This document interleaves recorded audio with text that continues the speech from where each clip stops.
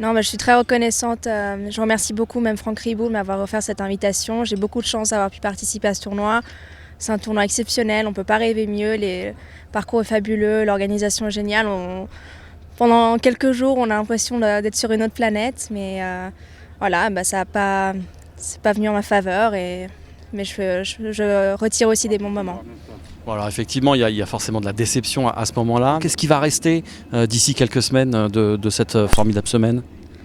Je dirais tout le tournoi en général. C'est quand même la première fois que je joue un majeur. J'ai 17 ans et je sais que j'ai beaucoup de chance, donc ça restera quand même un bon souvenir. Après, c'est vrai que malheureusement, mon jeu n'était pas vraiment là, donc je vais devoir beaucoup travailler maintenant sur mon swing, me focaliser sur les prochains tournois, notamment la Solheim Cup Junior qui commence lundi.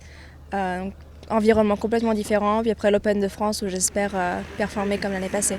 Bon, le jeu n'était pas là, Alban, mais on sait pourquoi, parce qu'il y avait encore ces examens scolaires il y a quelques jours. Oui, exactement, donc j'ai dû arrêter de jouer au golf pendant un mois et demi. J'ai terminé mes examens, donc j'étais en terminale, j'ai terminé la semaine passée.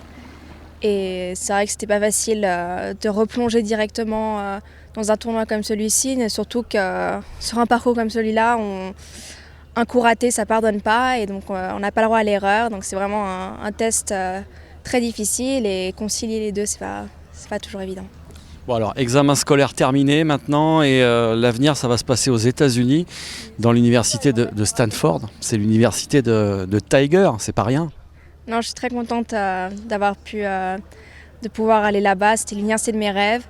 J'ai beaucoup travaillé pour aller là-bas, c'est vrai, et j'ai dû faire beaucoup de sacrifices même pour le golf, parce qu'il demande aussi beaucoup académiquement.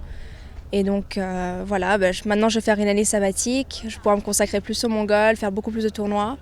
Et après, 4 ans d'études avant de pouvoir peut-être revenir ici et pouvoir bien faire. Bon, Alban, bien qu'étant toute jeune, tu es déjà la meilleure joueuse suisse, c'est pas beaucoup de poids sur les épaules? Non, je dirais que c'est pas vraiment du poids. Ce qui est sympa dans notre équipe, c'est qu'on se motive toutes. Je veux dire, avant, on était nulle part, que ce soit championnat d'Europe. Cette année, on a réussi à terminer deuxième, l'année passée troisième. Et donc, je pense qu'on grimpe des échelons. Et au contraire, c'est sympa d'être quelque sorte un peu leader de ce groupe-là. J'en suis très fière. Alors justement, la question suivante étant la leader de l'équipe suisse, l'année prochaine ce sont les Jeux Olympiques avec le retour du golf. Le problème des Jeux Olympiques, c'est qu'il faut être professionnel. Et donc c'est vrai que c'est un problème pour beaucoup d'amateurs, c'est qu'on ne peut pas vraiment se qualifier. Mais pourquoi pas Tokyo 2020. Voilà. Qu'est-ce qu'on peut te souhaiter pour la fin de saison? Juste de m'amuser, je pense. C'est ce qui est le plus important. Et peut-être des bons résultats, voilà. Merci beaucoup, garde le sourire. Merci à vous. Merci.